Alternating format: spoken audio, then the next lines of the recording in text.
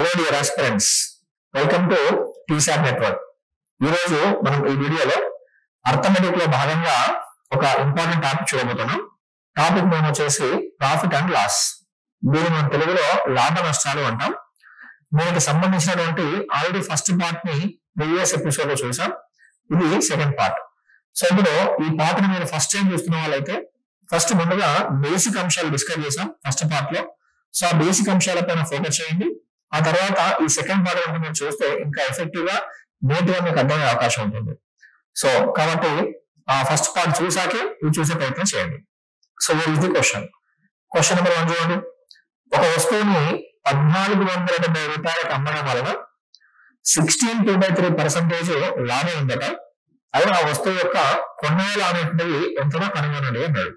ఈ asked to find out the cost price of the article. ఇక్కడ అమ్మాడు కదా, ఎంతకు అమ్మాడు? 1470కి అమ్మాడు.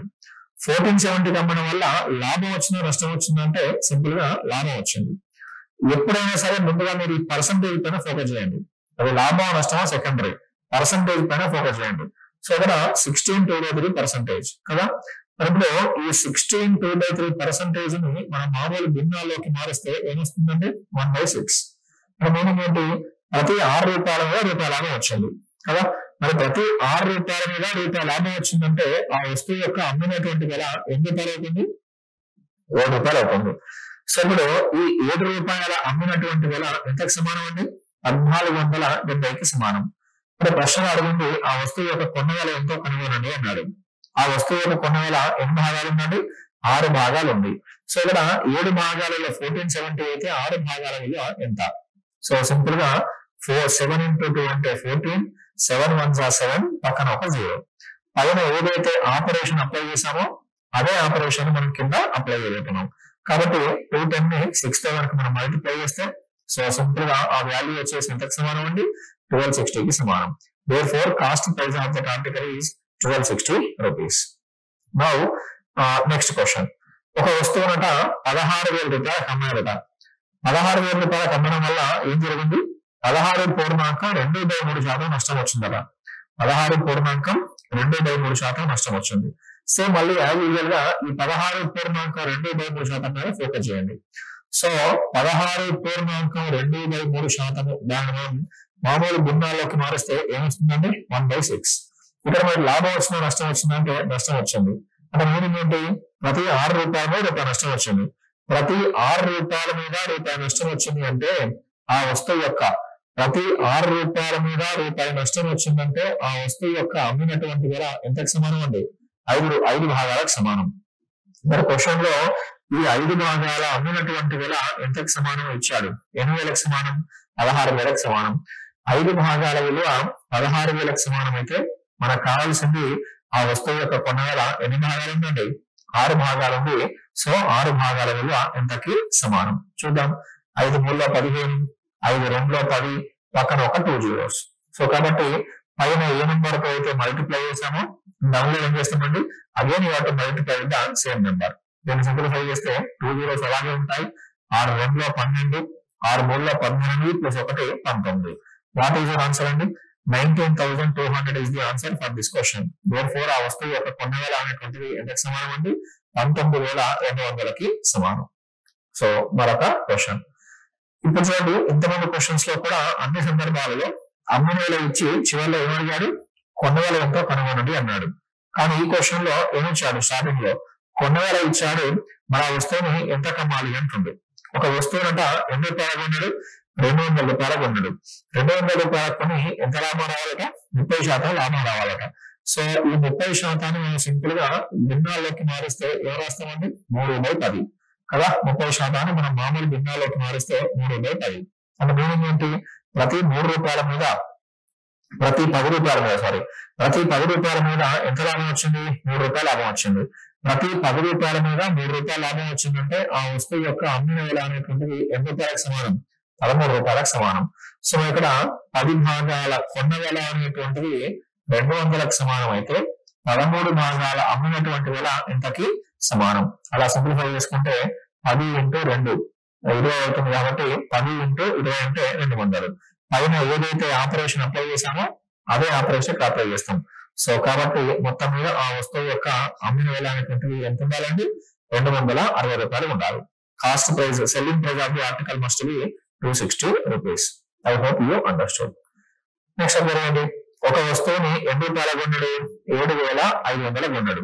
ఒక వస్తువుని 7,500 రూపాయల కొనుగోలు చేసి ఎంత నష్టం వచ్చిందట? 15% నష్టం వచ్చిందట. 15% నష్టం రావడానికి ఎంత కమ్మాలి అంటుండు. మళ్ళీ ఇదే పర్సంటేజ్ పైన ఫోకస్ చేయండి. 15% అన్నాడు కదా. సో ఈ 15% మనం నార్మల్ భిన్నాల్లోకి మారిస్తే 15/100. 15/100 అంటే ఏమొస్తుందండి? 3/20.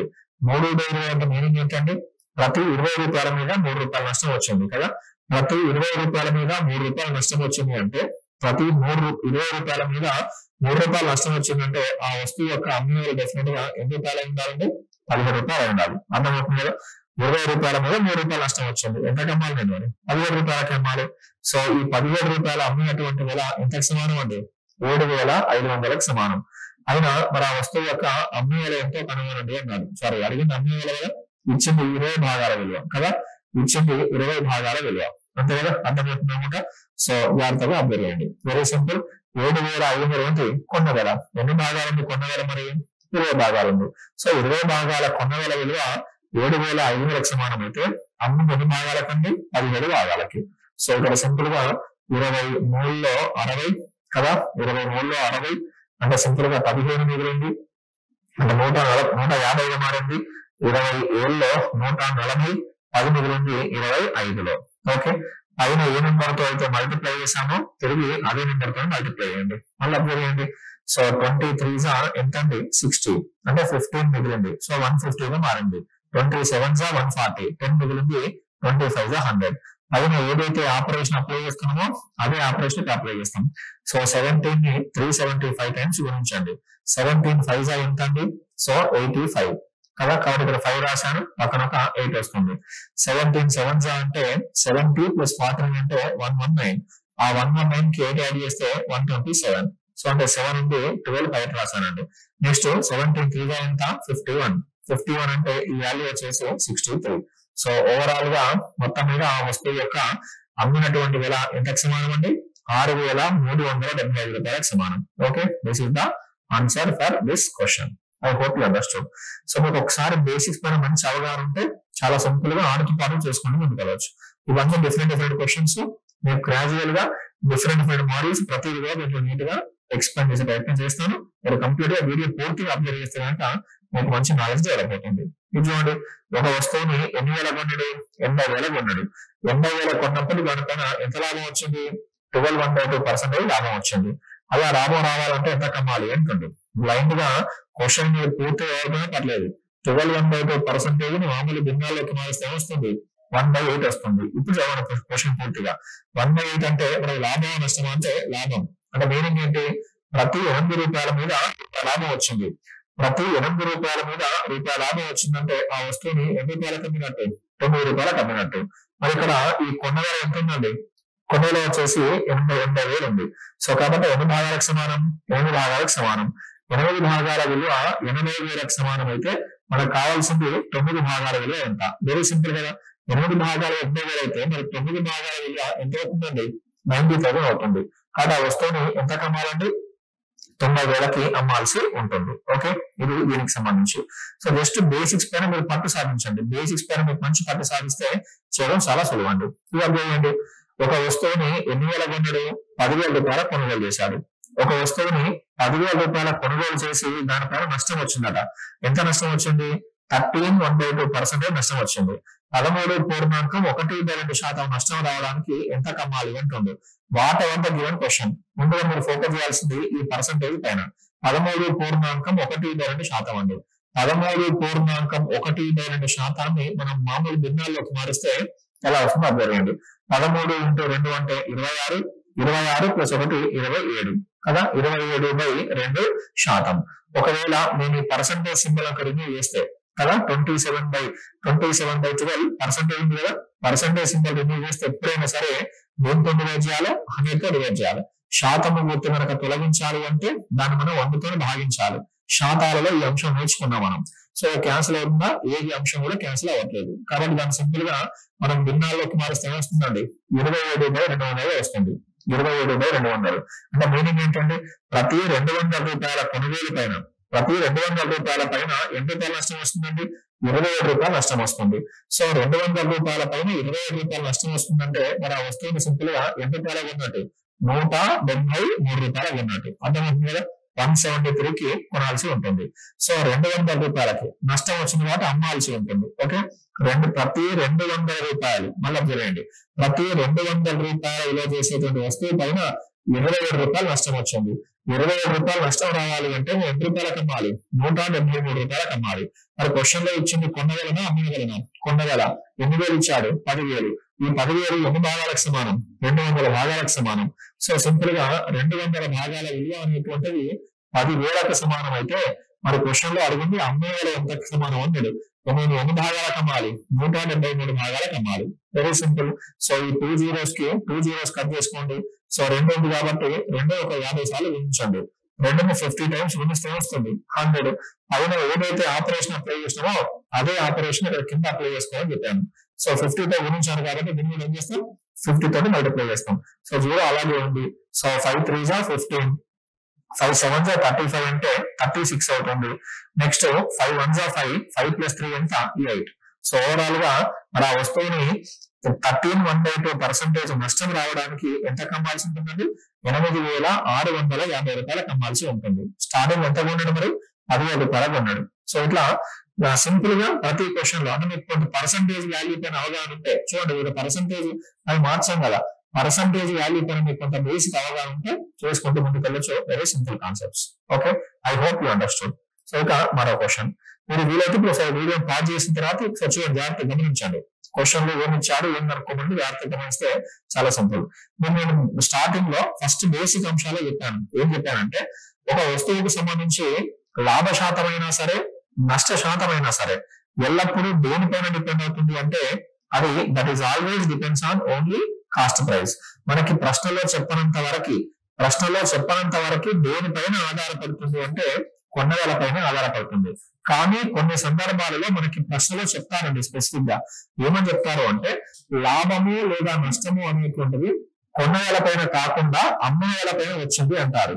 సో అప్పుడు వారు దేనిపైన వచ్చింది అంటారో మనం సింపుల్ గా దానిని మనం హారంగా రాస్తామండి. అంతే కదా, మనం పర్సెంటేజ్ ఏం నేర్చుకున్నాం, దేనిపైన అయితే ఆధారపడుతుందో అది ఎప్పుడూ కూడా భిన్నములో హారంలో ఉండాల్సి ఉంటుంది. లేదన్నప్పుడు కూడా 100% సమానం చేస్తామని నేర్చుకున్నాం. ఆ లాజిక్ బేస్ చేసుకుని సో ఆన్సర్ జరుగుతున్నాం. మరి అసలు ఏంటి క్వశ్చన్ ఏంటి ఇక్కడ, అమ్మిన వేల పైన 15/3% లాభము అనేటువంటిది కొన్న వేల పైన ఎంత శాతం లాభానికి సమానము అన్నాడు. స్టార్టింగ్ లో లాభం వచ్చిందా నష్టం వచ్చిందా అండి, లాభం. ఎంత లాభం వచ్చింది, 15/3% లాభం వచ్చింది. ఈ 15/3% లాభం వచ్చింది కొన్న వేల పైన అమ్మిన వేల పైన అంటే అమ్మిన వేల పైన అన్నాడు. కాబట్టి ఆ భిన్నంకి సంబంధించినటువంటి దాంట్లో హారంలో ఉండాల్సిన విలువ అనేటువంటిది కొన్న వేల అవుతుందా అమ్మిన వేల అవుతుందా అంటే అమ్మిన వేల అవుతుంది. ఇప్పుడు ఈ పర్సంటేజ్ మనం మామూలు భిన్నాల్లోకి మార్చి వస్తుందో సో 15/3% ని మామూలు భిన్నాల్లోకి మార్చండి. సో ఏమొస్తుందండి, 15/3%. 15.2/3%. 15 మూలలో 45 ప్లస్ 2 అంటే 47, 47/3%. ఒకవేళ నేను ఈ పర్సంటేజ్ సింబల్ కనుక రిమూవ్ చేస్తే ఇంతకుముందు చెప్పినట్టుగా దీంతో డివైడ్ చేయాలి, 100 తో డివైడ్ చేయాలి. ఇప్పుడు సింప్లిఫై చేసే అవకాశం ఉందంటే ఏమీ లేదు కాబట్టి సో సింపుల్ గా 47/3 × 100 300. 15/3% మనం మామూలు భిన్నాల్లోకి మారిస్తే వచ్చిందండి 47/300. అంటే మీనింగ్ ఏంటి, 47/300 లో 47 ఏంటి అంటే లాభం అండి. మరి 300 ఏంటిది అమ్మిన వేల. ఎందుకు అమ్మిన వేల తీసుకుంటున్నాము, వాడు క్వశ్చన్ లో ఇచ్చినటువంటి లాభం దేనిపైన ఇచ్చాడు, అమ్మిన వేల పైన అన్నాడు. కాబట్టి ఖచ్చితంగా ఈ వాల్యూ ఏమై ఉండాలండి, అమ్మిన వేల ఉండాలి. I hope you understood. మరి ఇప్పుడు చివరిలో ఏమడిగాడు, మరి ఎంత శాతం లాభానికి సమానము అన్నాడు. మళ్ళీ చివరిలో అడిగి లాభ శాతం, చివరిలో అడిగింది లాభ శాతం. లాభ శాతము అనేటువంటిది ఎల్లప్పుడూ దేనిపైన డిపెండ్ అవుతుందండి, కొన్న వేల పైన డిపెండ్ అవుతుంది. సో కాబట్టి మనకు డెఫినెట్ గా ఏం కావాలంటే కొన్న వేల కావాలి. నేను ఒక వస్తువుని 300 రూపాయలకు అమ్మానండి. ఒక వస్తువుని 300 రూపాయలకు అమ్మినప్పుడు నాకు ఇక్కడ లాభం వచ్చింది. ఎంత లాభం వచ్చింది, 47 రూపీస్ లాభం వచ్చింది. ఒక వస్తువుని 47 రూపీస్ లాభం వచ్చే విధంగా అమ్మాలి అంటే సింపుల్ గా ఆ వస్తువుని ఎన్ని రూపాయలకు అమ్మాలి, నాకు ఇక్కడ ఆల్రెడీ అమ్మిన వేల ఉంది కదా, కొన్న వేల రావాలి, కాస్ట్ ప్రైస్ కావాలి కదా. కొన్న వేల అనేటువంటిది ఎంతో కావాలి, అమ్మిన వేల ఆల్రెడీ ఉంది, మరి కొన్న వేల ఎంతో కావాలి అంటే ఆ వాల్యూ తీసేయాలి కదా. కేస్ 1 కేస్ 2 అంటే కేస్ 2. నేను కేస్ 1 కేస్ 2 అని చెప్పి నేను అంశాలు చెప్పాను ఫస్ట్ ఎపిసోడ్ లో, ఒక ఐడియా ఉంటాయి. కేస్ 1 లో ఏం డిస్కస్ చేసాం, అమ్మిన వేల రావడానికి లాభాన్ని ఎప్పుడు కూడా కలపాలి అన్నాం, నష్టాన్ని ఎల్లప్పుడూ తీసివేయాలి అన్నాం. అదే కేస్ 2 ఏం మాట్లాడుకున్నాం, ఒకవేళ కొన్న వేల అనేది రావడానికి లాభాన్ని ఎల్లప్పుడూ తీసివేయాలి, నష్టాన్ని ఎల్లప్పుడూ కలపాలి అని నేర్చుకున్నాం. అయితే నాకు కావాల్సింది కొన్న వేల కదా, కాబట్టి కేస్ 2. మరి కొన్న వేల ఎంతో రావాలి అంటే ఖచ్చితంగా లాభాన్ని ఏం చేయాలి, తీసేయాలి. సో 300 లెక్కలు 47 తీసేయండి, యూఆర్ గోయింగ్ టు గెట్ 253. ఓకేనా. సో వస్తువుగా కొన్న వేల వచ్చింది. మరి 47 రూపాయల లాభం అనేటువంటిది 300 పైన వచ్చింది. ఇదే 47 రూపాయల లాభాన్ని దేనిపైన లెక్కించాలి, 253 పైన లెక్కించాలి. అదే క్వశ్చన్ యొక్క మీనింగ్. ఓకే, 47 రూపాయల లాభం వచ్చింది, దేనిపైన వచ్చింది, 253 పైన వచ్చింది. వాల్యూస్ కొంత డిఫరెంట్ గా ఉన్నాయి కాబట్టి మీకు సింప్లిఫికేషన్ టైం పడుతుంది. సో యూజువల్ గా ఫర్ ఎగ్జాంపుల్ 15.3% ప్లేస్ లో ఒకవేళ 16.3% ఉందనుకోండి, 16.3% మీన్స్ వెరీ సింపుల్ గా చెప్పవచ్చు 1/6 కదా. సో కాబట్టి 6 రూపాయల అమ్మిన వేల మీద రూపాయి నష్టం లాభం వచ్చిందని డిస్కస్ చేస్తాం. అది వెరీ సింపుల్ కాన్సెప్ట్. కాబట్టి సో వాల్యూ ఎలా ఉన్నా సరే మనం చేయగలిగే ఉండాలి. అలా ఉన్నప్పుడే ఎగ్జామ్ హాల్ మనం ర్యాంక్ చేయగలుగుతాం. సో 47/253 ఇంటూ ఎవరు రాస్తామండి 100. ఇది క్యాన్సిల్ అయితే క్యాన్సిల్ చేస్తాం, లేదంటే 4700 ని 250 తో డివైడ్ చేస్తామండి. సో 4700 ని 253 తోటి డివైడ్ చేస్తున్నాం. మరి 47 ఉంది ఇక్కడ, ఇది 253 ఉంది, డైరెక్ట్ క్యాన్సిల్ అయ్యే అవకాశం ఉందంటే ఇక్కడ 7 ఉంది, 3 ఉంది, 7 6 42, 6 టైమ్స్ పోతుందా, పోవట్లేదు, కాబట్టి డైరెక్ట్ చేసుకుంటామండి. సో 470 ఉంది కదా, 470. సో ఇదొక 2 టైమ్స్ పోతున్నా, 2 టైమ్స్ ఏం పోదు, 2 టైమ్స్ అంటే 597 వస్తుంది. 253 1 ఎంత అండి, 253. 253 1 253. 470 లోకి వెళ్ళి 253 పోతే ఇదొక 47 కదా, ఇదొక 47 ప్లస్ ఒక 100 147. ఎంత మిగిలింది, 147 మిగిలింది. సో 147 కాబట్టి పక్కన ఒక 0 తీసుకోవాల్సి ఉంటుంది కదా. పక్కన ఒక 0 తీసుకుంటే ఆ వాల్యూ కాస్త ఏమైందండి 1470. ఇప్పుడు 253 7 టైమ్స్ వెళ్ళే అవకాశం ఉంది అప్రాక్సిమేట్ గా.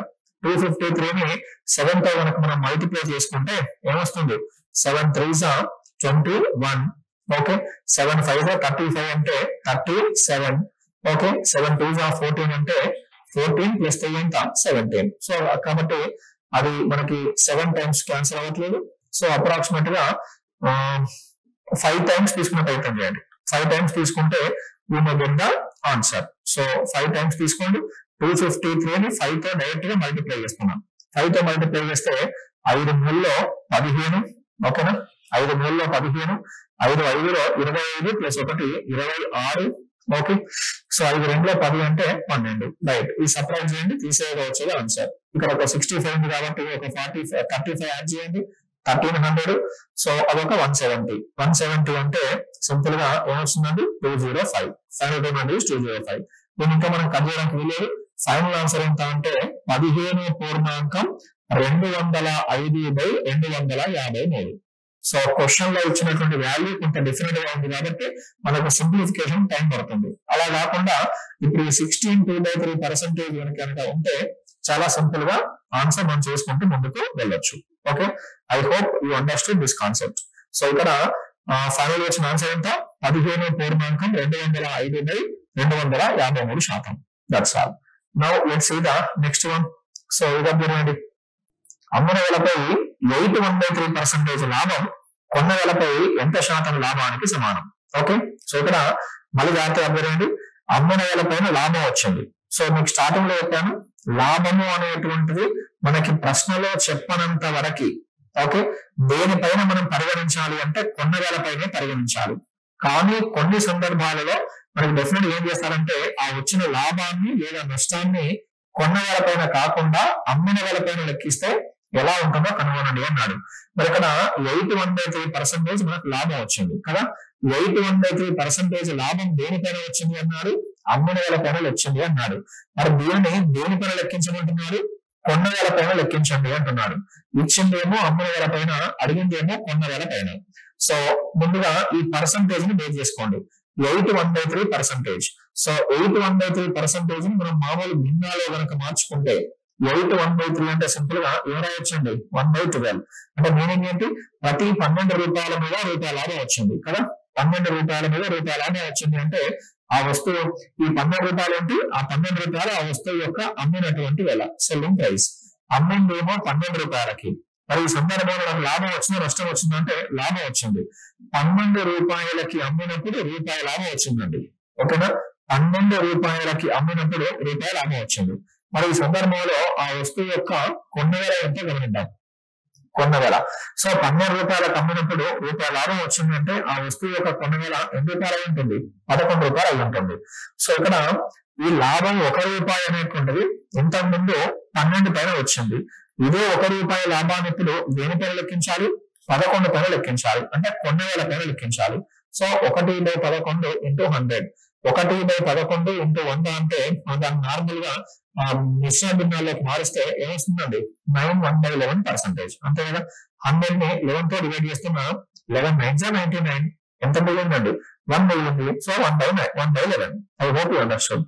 కాబట్టి అమ్మిన వేల పైన 8 1/3% లాభం అనేటువంటిది కొన్న వేలపై ఎంత శాతం లాభానికి సమానం, ఎంత లాభానికి సమానం అంటే సింపుల్ గా ఏంటి ఆన్సర్ 9 1/11%. ఇక్కడ పర్సెంటేజ్ అనుకోవాలి మీనింగ్. అది కొన్న వేలపై ఎంత శాతం లాభానికి సమానం అని మీనింగ్. ఓకే, నెక్స్ట్ చూడండి. అమ్మిన వేల పైన 25% నష్టం కొన్న వేలపై ఎంత శాతం నష్టానికి సమానం. స్టార్టింగ్ లో లాభం వచ్చిందా నష్టం వచ్చిందా అంటే నష్టం వచ్చింది. ఎంత నష్టం వచ్చింది, 25% నష్టం వచ్చింది. ఈ 25% నష్టం దేనిపైన వచ్చిందండి, అమ్మిన వేల పైన వచ్చింది. సో కాబట్టి 25% మనం మామూలు భిన్నాల్లోకి మారిస్తే ఏమొస్తుంది 1/4 వస్తుంది. 25% మనం మామూలు భిన్నాల్లోకి మారిస్తే 1/4. అంటే మీనింగ్ ఏంటి, ప్రతి 4 రూపాయల అమ్మకం వేల పైన రూపాయి నష్టం వచ్చింది. సింపుల్ గా చెప్పాలంటే 4 రూపాయలకు అమ్మినప్పుడు రూపాయి నష్టం వచ్చింది. 4 రూపాయలకు అమ్మినప్పుడు రూపాయి నష్టం వచ్చింది అంటే ఆ వస్తువు యొక్క కొన్న వేల ఏమై ఉంటుందో అబ్జర్వ్ చేయండి. ఏమై ఉంటుందండి 5 రూపాయలు. ఎందుకు, నేను కేస్ట్ చెప్పాను ఫస్ట్ ఎపిసోడ్ లో. కొన్న వేల ఎంతో రావాలి అంటే సింపుల్ గా అమ్మిన వేలకి నష్టాన్ని ఏం చేయాల్సి ఉంటుంది, కలపాల్సి ఉంటుంది. 25% అంటే 1/4. 4 రూపాయలకు అమ్మినప్పుడు రూపాయి నష్టం వచ్చింది. 4 రూపాయలకు అమ్మినప్పుడు రూపాయి నష్టం వచ్చింది అంటే కొన్న వేల ఏమై ఉంటుంది 5 రూపాయలు అయి ఉంటుంది. సో ఇప్పుడు 1 రూపాయి నష్టం వచ్చింది ఎన్ని రూపాయల మీద, 4 రూపాయల మీద.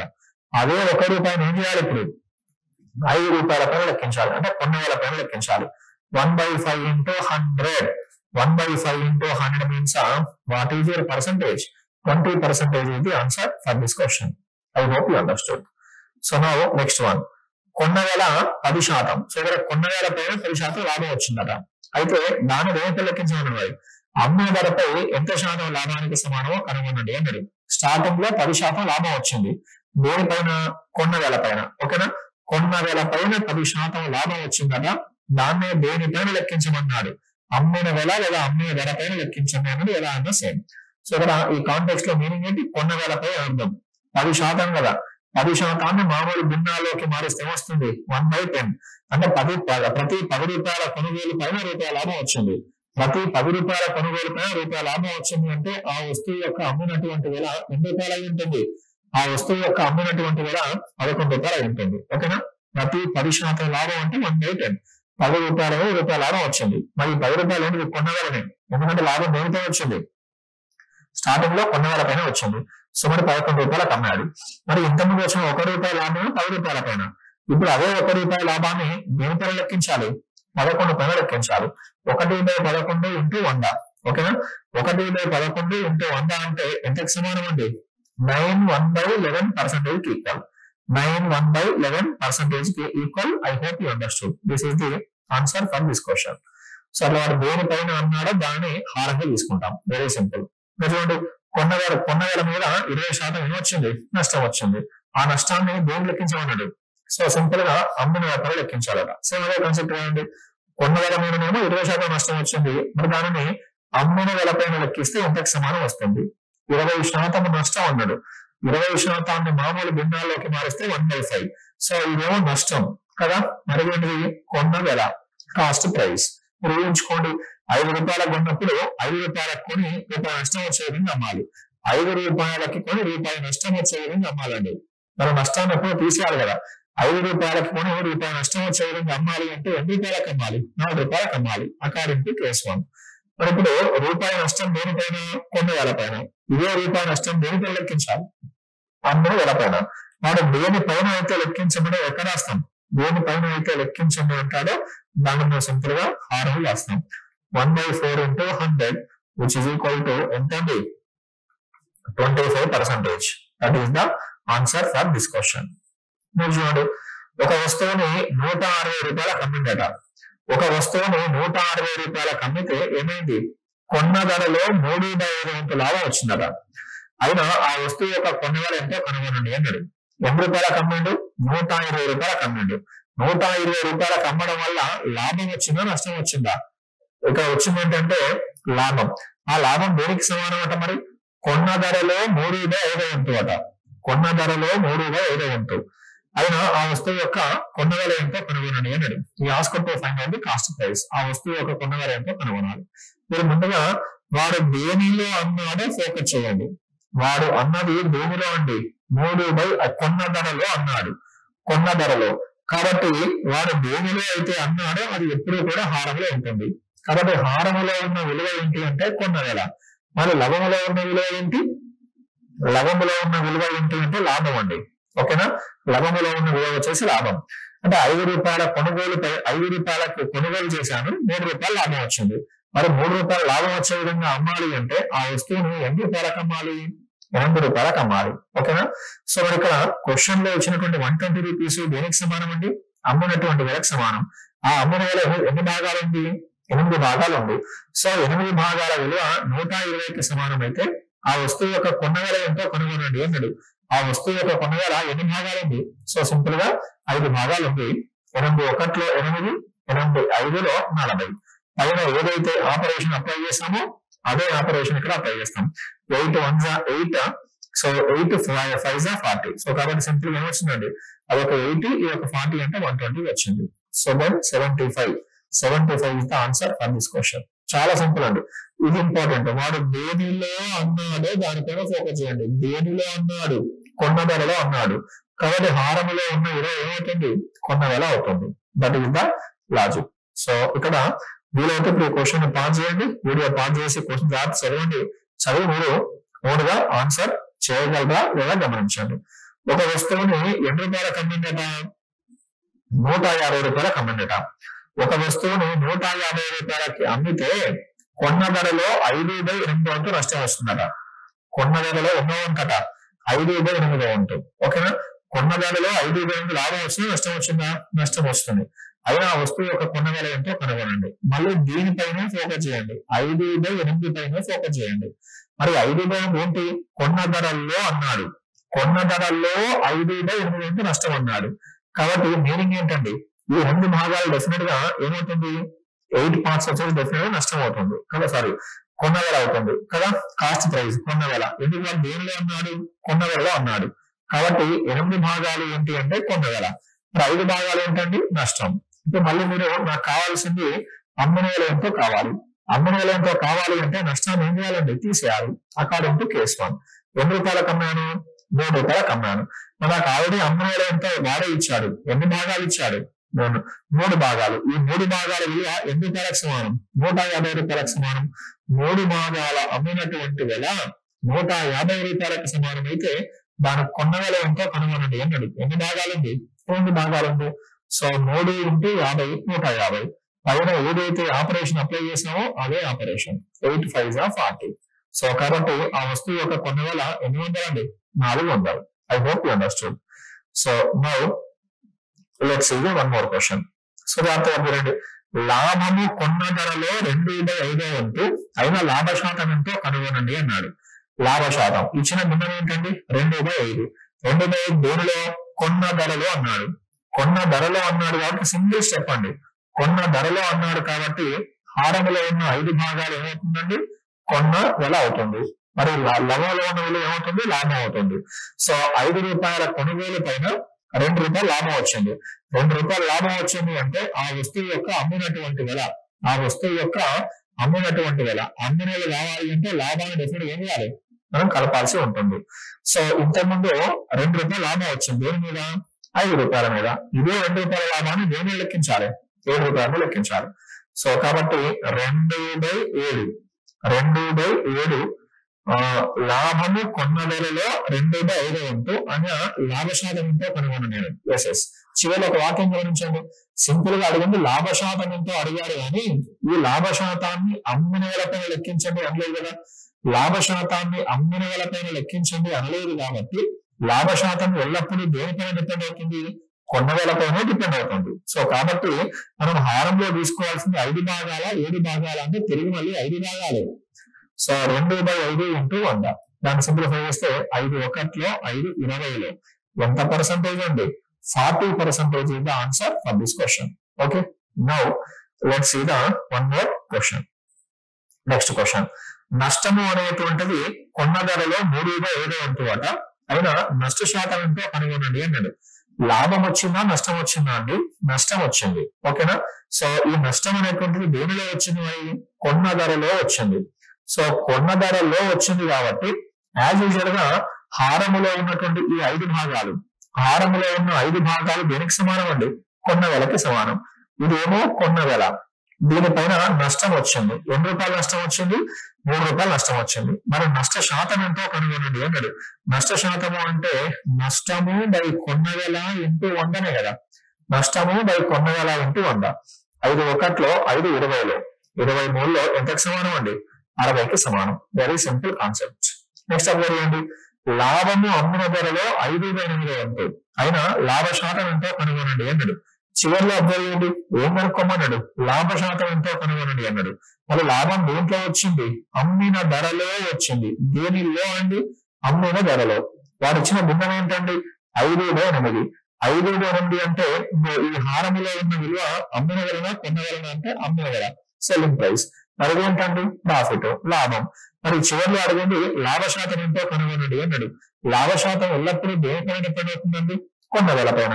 కాబట్టి మనకు సింపుల్ గా కాస్ట్ ప్రైస్ వాల్యూ అంటే మనం గుర్తించాల్సి ఉంటుంది. చూడండి, మీరు కేస్ 2 అప్లై చేస్తే లాభాన్ని ఎప్పుడు తీసేయాలి కదా. లాభాన్ని ఎప్పుడు తీసేయాలి? ఏం రావడానికి? కొన్న వేల రావడానికి. సో కాబట్టి ఇంతకుముందు 5 రూపాయల లాభం వచ్చింది. దేని మీద? 8 రూపాయల మీద. ఇదే 5 రూపాయల లాభాన్ని ఏం చేయాలి? 3 రూపాయల పైన లెక్కించాలి. అదే 5 రూపాయల లాభాన్ని 3 రూపాయల పైన 3 రూపాయల పైన లెక్కించాలి. ఇది క్యాన్సిల్ అవ్వదు కాబట్టి 500/3%. 500/3 అంటే దాని మామూలు భిన్నాల్లోకి మారిస్తే వస్తుందండి. 3 1లో 3, 3 6లో 18, 3 6లో 18. 166 2/3%. That is the answer for this question. So ఇట్లా సింపుల్ గా వాడు దేనిలో అన్నాడో ముందుగా అది హారంలో ఉంటుందో గుర్తుంచుకోండి. ఇవాళ చివరిలో మరి లాభ శాతము లేదా నష్ట శాతం ఎంతో కనుగొనండి అన్నప్పుడు అది డెఫినెట్ గా దేనిపైన డిపెండ్ అవుతుంది? అమ్మిన వేల పైన లాభ శాతము లేదా నష్ట శాతం అనేటువంటి కొన్న వేల పైన డిపెండ్ అవుతుంది. కాబట్టి హారంలో చివరిలో కొన్న వేల ఎంతో తీసుకొని చేస్తాం. I hope you understand. So ఇక మరికొన్ని డిఫరెంట్ క్వశ్చన్స్ మరొక ఎపిసోడ్ లో చూద్దాం.